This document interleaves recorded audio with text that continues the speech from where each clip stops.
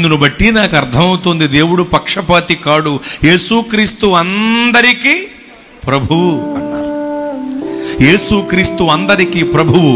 ఆయన అందరి ఉపకారి, అందరి కాపరి, అందరి ఊపిరి, అందరి మేపరి, యావత్ మానవ జాతి కాపరి. ఆయనకు పక్షపాతం లేదు. మనం ఆరాధిస్తున్న దేవుడు పక్షపాతము లేని దేవుడు.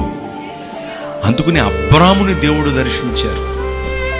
అబ్రాము గారినే కాదు, దేవుడు మనల్ని కూడా దర్శించారు. దేవునికి మహిమ కలుగునుగాక. ఆయన కన్నులు మనల్ని చూస్తున్నాయి. ఈ స్థలమందు ఆయన కను దృష్టి నిలిచి ఉన్న స్థలంలో మనం ఉన్నాం. ఆయన పక్షపాతము లేని దేవుడు. ప్రతి ఒక్కరిని దర్శిస్తారు ఆయన. అదిగో అబ్రాముని దర్శించారు, అతనితో మాట్లాడారు. మనము ఆరాధిస్తున్న దేవుడు మాట్లాడతారు. ఆయన మాట్లాడే దేవుడు.